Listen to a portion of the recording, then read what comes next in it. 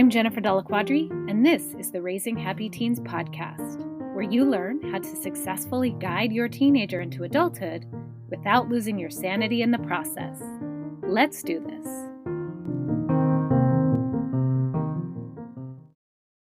Welcome back to the podcast. We've been talking a lot about the inner work in the past few weeks, so I wanted to shift gears this week and talk a little bit more about the outside, specifically personal style. So I know a lot of you listening out there, a lot of parents have lost their sense of style and they just don't have the capacity to think about what they're wearing. I get it. And I also know that supporting a teenager who is exploring all of the realms of fashion can be an interesting and sometimes triggering experience, which is why I invited my friend Kendra Porter on. In this episode, we talk all about fashion and personal style, how to find your own, and how to allow your teen to find theirs. Kendra Porter is a TEDx speaker, an award-winning image consultant, and wardrobe stylist. As founder of Honor Your Style, she has worked with thousands of clients, helping them to reimagine their style. Her method of styling focuses on storytelling, using fashion as a tool in personal branding to communicate who you are to the world. These days, you'll find Kendra on a microphone producing events for luxury retailers, facilitating trainings on personal branding and style, teaching at the Fashion Institute of Technology, or in studio dressing on-air talent for NBC Sports and the Olympics. Her motto, honor your style, honor you. In this episode, Kendra will be sharing her personal experience growing up as the, quote, bigger kid in class, and how her experiences inform her work in the world today. She gives us expert advice on how to find your personal style and how to support your teen in finding theirs. Without further ado, let's dive in.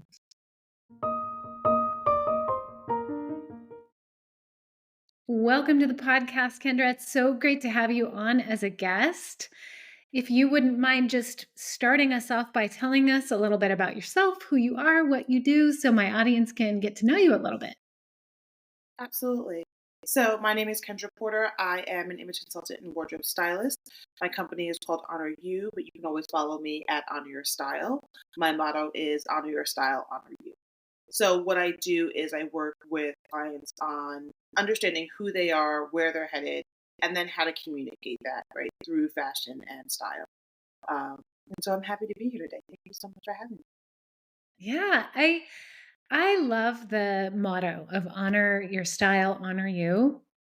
And obviously, this is a podcast for parents of teenagers. And so, for those who are listening, how do you feel like honor your style, honor you might apply to that demographic of people? And tell me a little bit more Absolutely. about that. So I started my business because of my experiences, right, through childhood. Um, and so it's really interesting. My business started over a decade ago at this point, where it was specifically focused on the plus size sector because I am a plus size woman. However, most of my clients came to me and said, I'm not plus size. Can you help me? And of course, the answer was yes, right? My childhood was I was a kid who was bigger than everybody else. And I wasn't necessarily the quote unquote fat kid, but I stood 5'7" at like the age of 12, right? Like I played sports, I was an athlete. So I had a very mature body at a very early age, right? Mhm. And so there was always conflict between my mother and I about what I could wear, should wear, all of the things. My mother is very old school, right? Like I grew up in a time period where my mother was like, you have to wear a slip, you have to wear stockings, even with sandals. By the time I got to college age, I was like, no, we're not doing that. But Mhm. that Yeah. is how I grew up. She was very proper. Caribbean woman, went to the West Indies, from the West Indies, and then went to England. So just very, very proper. Um, but she also had me in a girdle at the age of 12, right?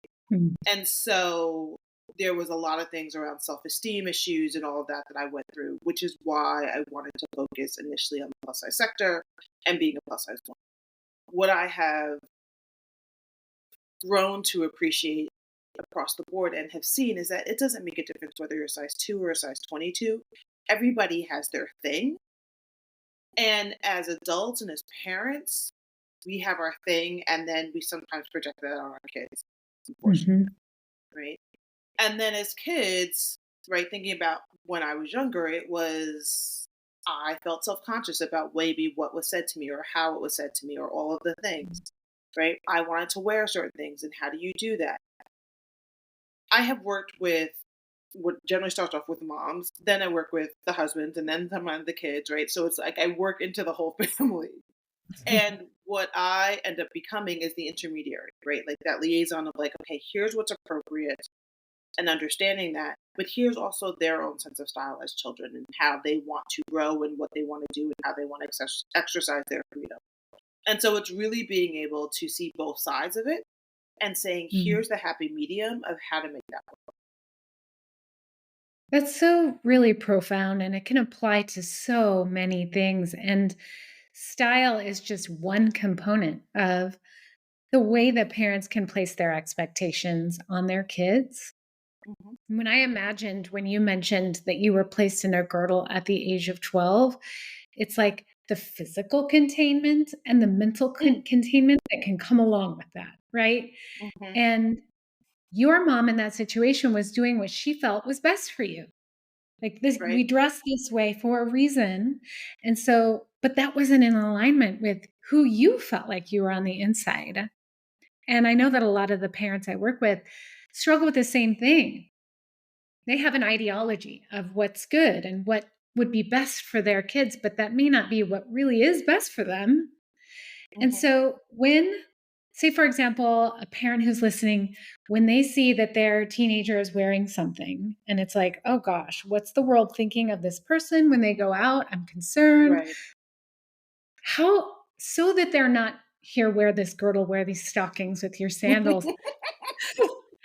How can they approach a conversation with their teenager without pushing them away or like boxing them up, as it were? Yeah, so that's always hard, right? Because teenagers, for the most parts, don't want to ever listen to their parents, right? They'll listen to aunts and uncles and all of that, and they'll Yeah. listen to friends. Um, Yeah. where I find how to break that happy medium is a lot of it's in how the relationship that you have with the children it starts there. So some people have really good relationships, some people don't, and it's hard when you don't have as close a bond to your children as you think. Truth be told, right? And how you say things, right? So even if you're trying to be mindful of what you say, you still may not say it the right way. It still may be perceived a different way because the Yeah. children have, right, these relationships with you. So it's always about, okay, if I know that I want this and you want that, it's like, how do we compromise? And so the conversation might be, okay, here's a compromise. I think you really should be wearing this. You want to wear that, and let's figure out where that compromise is and what that looks like. And I think if you come from it from that perspective, to acknowledge, no, I really think this, and I'm very strongly about that. And I also hear you and realize that you really want to wear that. What does that look like if we both compromise and come to this happy medium? Now, sometimes that's not always going to work, right? Sometimes there are things that are appropriate for certain situations. But I also think it's the conversation that needs to be had of like why this is appropriate for X, right? And not comparing kids to your standards or to any of those things, but to help explain why this really matters. Um, Again, my parents were old school, so it was never about an explanation. It was just like, no, you're wearing this or you're wearing that Yeah. until you can make your own decision. Um, and so I think it's really about having the conversation around why kids want to wear certain things. The other thing is also as adults, we have to check our perspective of like what Mm. was appropriate at that time at our age when whatever time frame that could have been and look at what's happening in the world around them, look at what's happening with the kids around them, right? And is this the standard? Is this the norm? Right. Now, Yeah. there are some things that may be the norm that you may not want your kids to have, like a belly ring, for instance. And that's Right. fine. But it's also to have that conversation like, you know what, you can get one when you're 18. Or right, let's let's Mhm. wait a couple of years to figure that out. But it's those types of conversations that I think parents are just kind of sort of like, no, wait, no, you have no clue. You're a kid. Like that's not appropriate, and this is what Right. children, right? And so that's where you're going to get the backlash. But it's also to understand all the types of different styles. So there are some kids who are going to be now what's being called what we called grunge growing up. People are calling emo, right? All of those Uh-huh. things that if your kid wants to do that, let them do that, even if it's Yeah. not your style, and be open to what that looks like for them because they may not be there the entire time, right? Like that may just be a phase that they're going through. Mhm. And sometimes that phase feels longer than others, but Yeah. right, you also have to allow kids to be kids and to experiment and to play with different styles. Um, and also not try and have your kids look like you either, right? Yeah. This is something that when we talk about what that looks like, it's for boys and for girls. What There's so many things that are happening today that weren't part of the conversation when I was growing up, right? You've got Mhm. boys and girls, and then you have this whole movement of fluidity, right? And sexual fluidity Mhm. and gender and what that looks like and what the norms are and so that's also changing. And so taking that into account, however you Yeah. decide to raise your kids, right? Because there's it can go right or left either way you have the conversation, but you have to Mhm. be mindful of how your children also feel in that conversation, right? Because you want your kids to be Mhm. heard. Ideally, you want your kids to feel loved. You want your kids to feel embraced for who they are. And I think that's Mhm. also really important. There's so many good points that you're making here. And what I'm hearing is it all comes down to compromise and having an open conversation about it. And then also being willing to analyze your expectations and where they come from. Mhm. And I love what you said about not expecting your kids to want to dress like you did or like you do.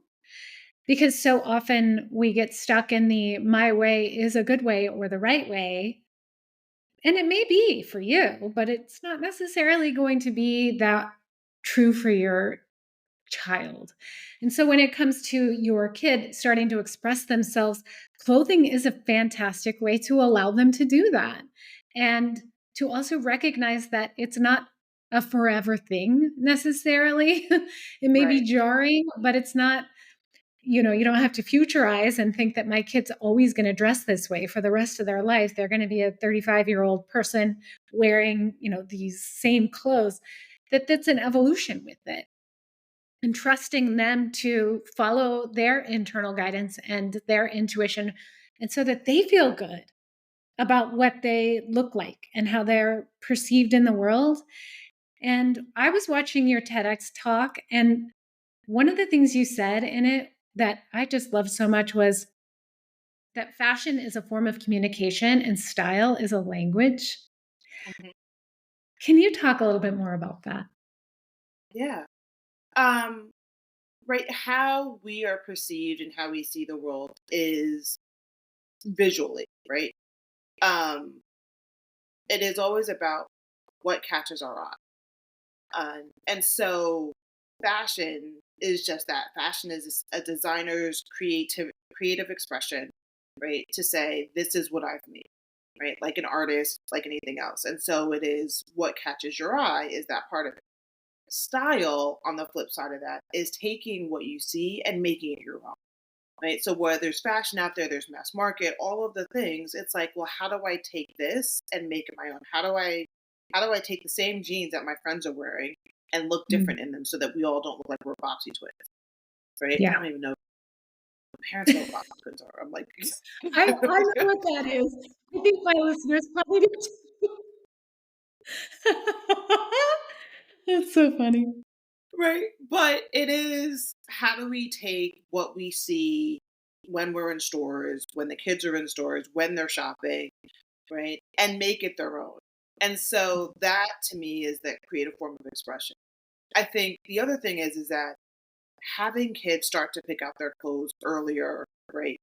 As kids, they get to start to play and express themselves through what matches and what doesn't. And you also get to teach them, like, that may not work with this because X. And so you start to help them understand what works together and why. Now, Mhm. there are some people who say, like, I don't have a sense of fashion, or, I lost my sense of style, or any of those things. And we all have our own sense of style, because if I put you in something that you don't like, you will not, like, you'll stand differently. You'll feel awkward. And so it's the same thing with kids. It's no different, right? Yes, they know that we'll dress them and make sure that they're clothed right going out on a regular basis. But as they start to get older, it's okay, well, how do we, make sure that they feel like they're being seen when they're with their friends, and, they want something that their other friends have. They want this sneaker, or they want this jacket, all of the things you start to play with. And so it's okay, well, great. So and so has this jacket, but let's talk about your style. Like, what do you really like about this jacket? Is it just because everybody has it? Right. I was the kid, I will say this, that I was, first of all, when I went to Catholic school, so I was in I was in uniforms Monday through Yeah. Friday, right? And then when I wasn't in uniform, when I wasn't in my school uniform, then I was in like a sports uniform, and when I wasn't in a Yeah. sports uniform, I was in church clothes. Right. So there's Yep. like the time of Mhm. like me dressing for my own was summers, right? Mhm. And then when I started working. And so it was, I started to gain one, I had a sense of understanding, just because a lot of what I started to wear at a younger age was more formal clothing to begin with, because I Mhm. was wearing church clothing. And, as a teenager, you start to have like a bit of money to play with. And so it's like, how do I take X amount of dollars and make that work for, these other Right. things that I want to do? And so I would take clothes, like I would take tops that I wore to church and be able to pair them with a pair of jeans or a pair of Mhm. leggings, and right, and boots, and make them still work for, like, oh, I'm going to my friend's house for a party. So Mhm. it was really starting to play with that. But if you start kids at a younger age and help them understand how to match, how to play, what they like, right? It gives them more freedom as they get older. And then you could start to tailor that to, okay, here's how things should fit you. Now, here's the other thing I will say is that a lot of adults don't really understand fit, right? Sometimes when we talk about kids, Yes. it's like, oh no, they'll grow into that. I'm like, okay. But how long are we going to buy clothes for our kids to grow into? Like, at what Right. age does that stop so that they start to understand fit? I see a lot of kids maybe in the wrong size denim, whether they're way too big or way too small. Like, it goes Yep. on both sides. Yep. And so it's right, how do you find clothes that fit your body and not squeeze yourself into something, or wear something too big because you're also hiding your body, right? There's so much that comes with children dressing that also comes from the parents. So it's funny, when I used to manage personal shopping for Bloomingdale's and Lord and Taylor for a number of years. And I would have mothers that would come in and work with me. And I remember one particular event where I had a daughter who said, "Oh, mom, you look pretty." And it wasn't anything that I had put her in. We were back in clothes and we were just outside talking. And she's like, "Mom, you look really pretty today." And she's like, "Yeah." She's like, I didn't really do whatever it was, or put lipstick on or whatever. And Mhm. she brushed it off. And what I see oftentimes is, and in particular for moms, just because I am usually working with a mother on that side of it, is that mothers will brush off compliments from their kids, right? Yeah. And in that process, not only are you brushing off the compliments for you and you absorbing that and saying thank you, but it's also you're leading your kids to be like, okay, well, if she's not pretty enough, if she's not feeling pretty, if this is something that she's like, Mhm. I needed to do this, then what do I need to do to look pretty or to feel this way? Right. Then there Yeah. starts to set a different level of expectation and standard where there doesn't need to be, right? Like, we'll say, Mhm. "Oh no, like, you're our kids. You like, we'll always love you, and you're always beautiful, and all of the things, or you're always handsome." But at the same time, when it comes to ourselves and how we think about ourselves and giving compliments, right? It we brush it off, and so Yeah. that then also leads to the kids trying to figure out, okay, well then if my mother's not the standard or my father's not the standard, I have to look outside the home to figure out what that standard is. And Mhm. so there's also that work that also has to happen from the parents, which most parents don't realize. Like, you don't stop to really think about it from that perspective. Mhm. But as an Right. outsider looking in, I see it all the time. Oh, absolutely. There's so much to that. And there's a couple things that you just talked about that I really wanted to touch upon. And that is the first one is starting by giving your kids the freedom to choose their clothes earlier than later. And just speaking personally to that, I have two very completely different children when it comes to fashion. I have one who I would lay out clothes for her when she was little, and that's what she would wear. And she was fine with that. She preferred the structure. Then I had the other that I would do the same, lay out the clothes, and she would absolutely not wear what I put out. She made her own outfits and she wanted the freedom. So it comes with like meeting your kids where they are and encouraging Right. them whatever that really good resonates with them. So yeah, it's so interesting because every approach to anything with parenting is nuanced with each kid. But I love the idea of giving freedom earlier on pretty much anything. So yes, I love that. And then you also mentioned losing parents losing their sense of fashion Hmm. and how once they have kids, maybe obviously their attention has been turned elsewhere. And so I'm just wearing for function rather than Right. fashion. And so as kids get older and maybe there's more time and maybe more financial, we can get into the financial, but if someone in my audience, especially after COVID lockdown, is like, gosh, all of my clothes, like if I were to paint a picture of who I am in my clothes, I don't like the picture that's being painted. It doesn't really represent me. And I would like to be able to play around with fashion a little bit more, but I have no idea where to start. Where would you recommend, how should they start? What would be a good place to begin to kind of explore the creativity around that? For the parents themselves, Yes, for I the would parents say, specifically. yeah. So I would say, right, Pinterest is easy enough, right? Look Okay. at different styles that you like and start to pin like a board together of your style. And it's something that I do with my clients, right? I go through the first thing I will say is this. I normally go through, how do you want to be seen, right? Like, what are the personal characteristics that you want to be? And I do this with all of my clients. And so they'll pick three words of like, whether it's funny, whether it's personable, whether it's approachable, whatever those words are that they want to be seen as personally. And then I'll Mhm. have them pick some style words, right? So what is the style that you want to do? Do you want to do edgy? Do you want to do funky? Do you want to do, creative? Tell me what that looks like for you. And then we put together this style persona of who they are, right? Who they are or who they're growing to be. Because, I also have people who are entrepreneurs and like also looking at the next level of their life, right? Whatever that next step is for them. And so it's creating that so that every day when you get dressed, the question is what you're putting on equating to what you just said that you want, before, Mhm. right? So if people were to see you, never get a chance to meet you, any of those things, well, what are they left with, right? Just this image. And if they see this image, what does that image say, right? Yeah. And so it really gets people starting to think about being intentional with getting dressed. And then Mhm. once you do that, you have the opportunity to create, a Pinterest board that just says, you know what, I really like this sense of style. I like these things. This is kind of what I want to start to either introduce to my wardrobe and or take the pieces I have in my wardrobe and create these outfits. Because sometimes it's also getting a fresh perspective on what you have in your closet. Sometimes you don't necessarily need a whole bunch of new clothes, but Mhm. you do need a fresh perspective of how do I take what I have that are great pieces and put them together differently that Mhm. resonate with this version of myself that I want to be seen as. So that way you're not having to buy a brand new wardrobe to Mhm. change your style. I love that approach. And I also love the Pinterest. Like that's super fun to be able to just type in some words, see what comes up and pin. It does help give you a visual on top of the keywords to kind of go along with the direction you're going.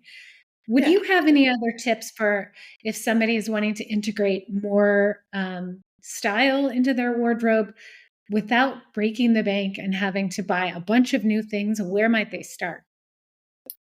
Um, I would say the question becomes like, what does that look like? If you're talking about new styles, there's always new trends that are happening that are going to happen every single season, things that come off the runways, right? Look at, and I feel like I'm still in the age of magazines. Some people are in the age of online, Yeah. right? But look at the easiest thing to do is first of all look at celebrities, right, and kind of sort of figure out their style, not red carpet, but just kind of sort of their everyday street style. But it's also, where do you shop? Like, look at either those magazines or what they're putting together.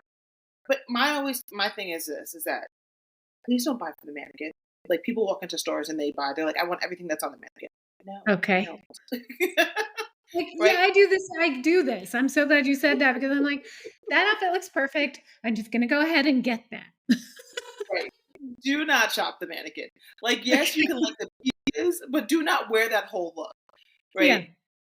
What mannequins are there for is to create inspiration of how to put the pieces together that you find in the store. Right? Yeah. So it's, how do you play with fashion? So to me, before you go shopping, figure out, can you play with the things that are in your closet? Can you put something together 3 different ways, 5 different ways, right? Of taking that same piece and being able to play with it and putting it together with things that you've never put together. Mhm. So then that gives you this way of looking at it and being like, oh, I never would have worn this jacket with this dress, or I never would have put that shirt with this tie, right? All of Mhm. the things of, how do we do things differently in a more creative and playful way.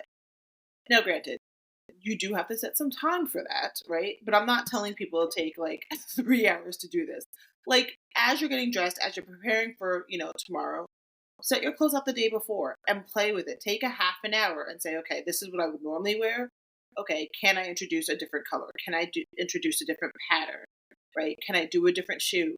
What type of accessories if I don't wear accessories, can I add accessories? Can I add jewelry? Looking at it, doing it that way, so you're adding pops of color, you're adding something new and fresh that people aren't accustomed to seeing you in. And that Mhm. way, at least it gives you momentum.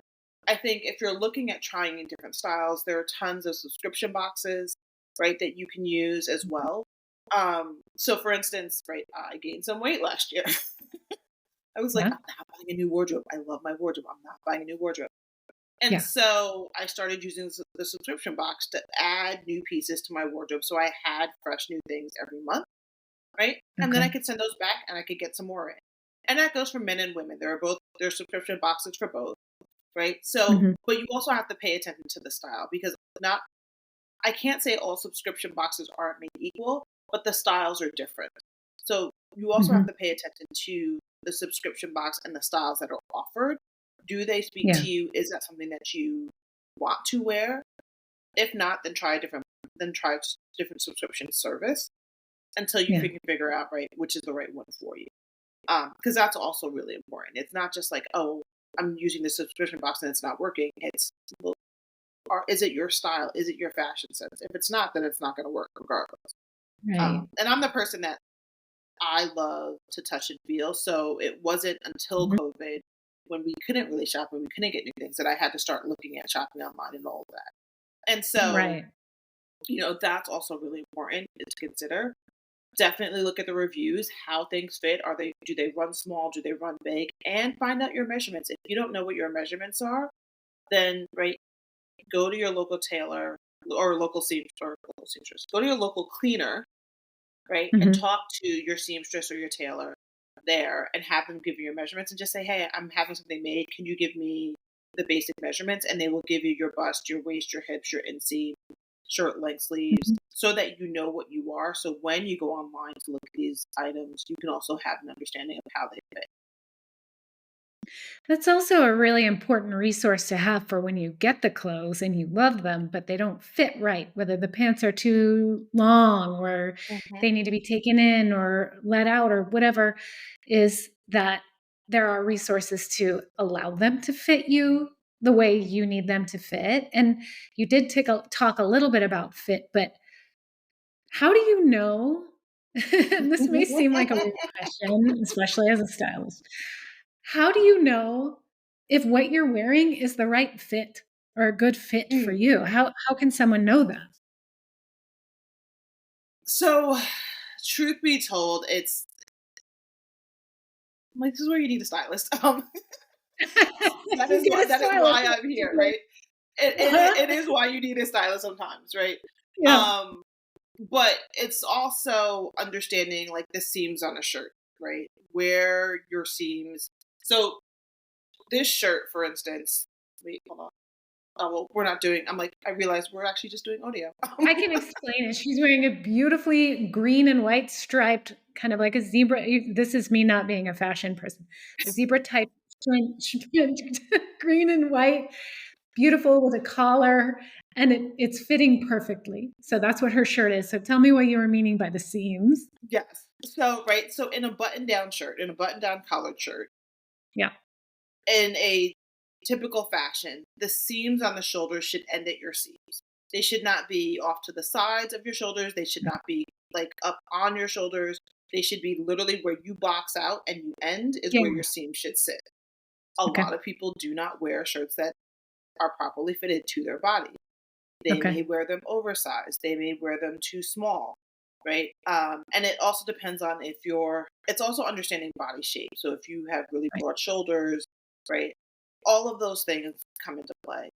Um, Men, I find, have a tendency to wear shirts that are too big, right? Mhm. Even their dress shirts, the sleeve lengths, like the shirt may fit in the body, but the sleeve lengths are too long.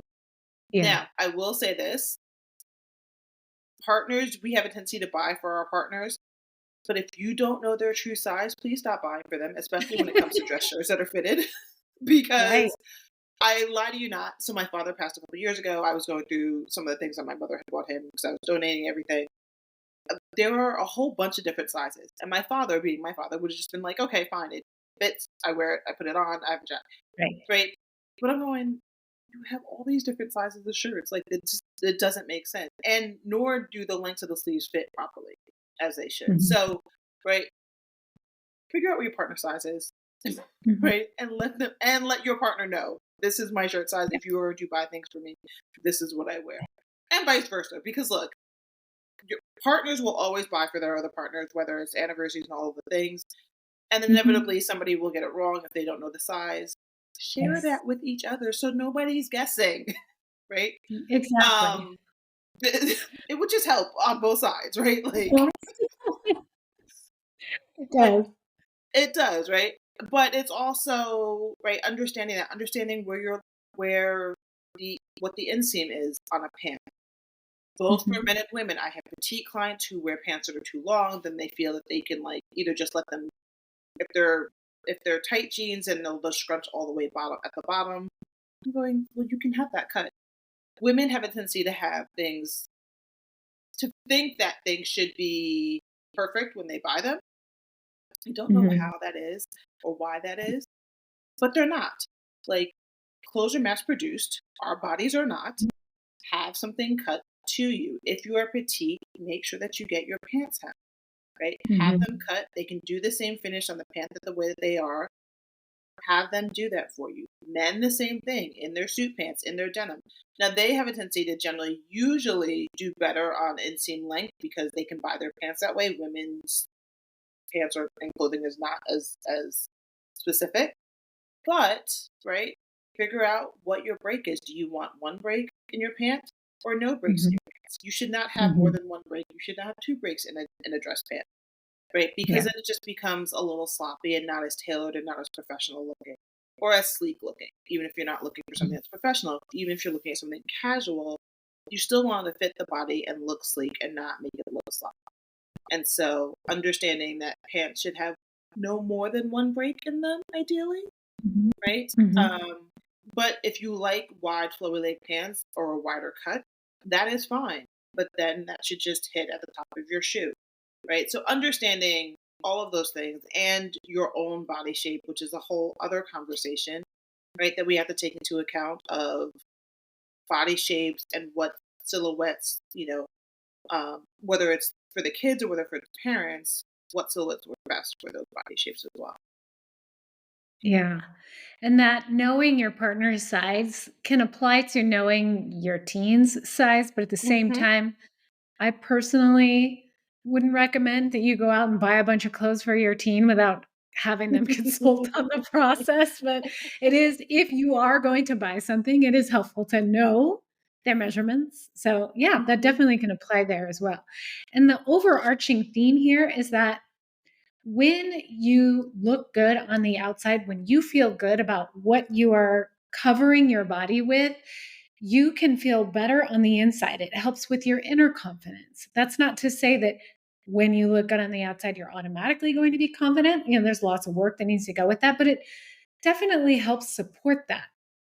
It goes hand in hand. And when you are feeling confident, it can be projected in your style. So all of this to say that it's part of discovering who you are as an adult, or for my parents who are listening, for your teenager, discovering who they are. Not all decisions are going to be wins.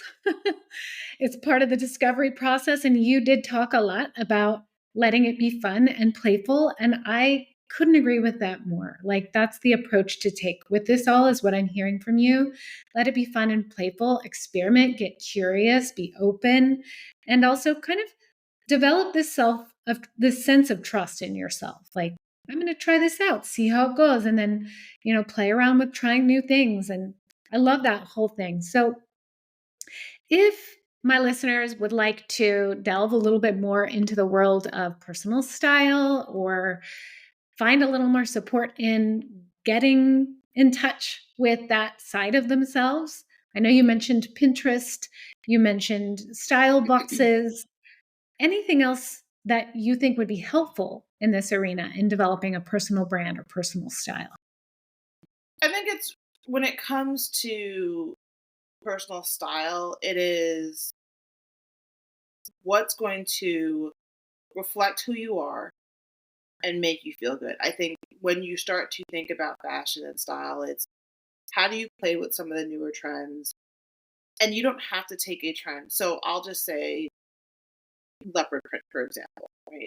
Mhm. For men and women, right? Just if we just talk about leopard print as a trend. You don't have to do a leopard print shirt. You don't have to do full on leopard, right? It's how do you take accents of that in a belt, in accessories, right? To add that to what you have to start to influence and get your wardrobe a little bit more exciting to get dressed and so forth. So, for me, it's about how do you add these little touches. And fashion, truthfully, when I think about style, it's all about the nuances of fashion, right? So how do you take the same shirt and put it on 5 different people, but every time I've dressed someone in it, it looks different, right? And so the question becomes like those little things of like how do I tie my tie? How do I, right? Is there for men? It's right those little nuances of like what are the things that I can add that are simple, but so I also work for NBC Sports. And in that process, we work with clearly 95% men. And there are particular knots that each particular anchor may have, right? Each Mhm. sportscaster may have is that but there's a particular knot that they like, a particular style that they like. So it's also being mindful of that, right? Or it's the type of jewelry for men, right? Some guys like watches. There's a lot of people who are doing the beading or leather Mhm. bracelets, right? Adding those accessories, adding watches, right? That really get to add a little bit of flavor to how they're Mhm. getting dressed, right? To me, it's how do you make it your own? And that's the fun in creating style for people is how do you make this your own? How do you take what everybody else is wearing and look different and look sharp and look fresh and modern, um, and still be you at the same time. Right. Not trying to emulate what other people are doing, but being inspired by it instead. And Correct. then it's almost like dipping your toe in the water versus diving in. So when you mentioned leopard print, I think of the person who wears an entire leopard print outfit with the shoes in the bag and the hat to match. It's like, Right. whoa, that's Right. a lot. So you can approach these styles with your own, like you said, your own flavor, and in smaller increments, in smaller ways, versus feeling like you have to completely renovate and start from scratch. So those are really great tips, and making it more accessible to the everyday person, right? The person who's not going to be on the runway and just wanting to feel better about themselves, and inspire their kids to do the same and to be playful too. So the way I like to see it is, with anything in life, it all starts with you. So if you're wanting your teenager to be able to express themselves fully, you need to be able to learn how to do that yourself as well. And that personal style is a perfect way to start doing that and to have some fun with it and play around with it. So much wisdom, so much information you provided, Kendra. Thank you so much for sharing all of this. I will, of course, be putting your contact information and more information about you in the show notes. Any final words of wisdom before we wrap up today? Listen, for your kids, for you, have fun with fashion, have fun with style, play with it, learn to mix and match things together. And right, as your kids are growing, you can grow as well. Your style can evolve. And it's part of the process, right? As we grow, right, our style evolves, who we are and who we're becoming. I don't care at what age you are continuously becoming the next best version of you. And so the question is, what does that look like? And can we dress for that? We're heading back into the school year, so there's going to be back to school dressing and all of that. So what does that look like for your kids? Are your kids going off to college? Are there pre-college interviews? What does that look like? It doesn't have to be a suit for your kids to do pre-college interviews. It does need to be a little bit more formal than what they're used to, but take into account who they are. You still want to reflect, they still want to reflect themselves. You still want for them to feel that way, but right, in a more formal fashion. So what does that look Yeah. Letting them be who they are and then supporting them through that. And also being willing to test the old ideologies of what like? fashion Yes, is, what yes. clothing is. So I really appreciate you coming on the show today. You've taught me personally a lot of things, and I'm actually looking forward to going into my closet and playing around a little bit later today. Ah, good, Thank you good. so much for coming on, and I really appreciate having you here today. Absolutely. Thank you so much, Jennifer. It was a pleasure. As always, honor your style, honor you.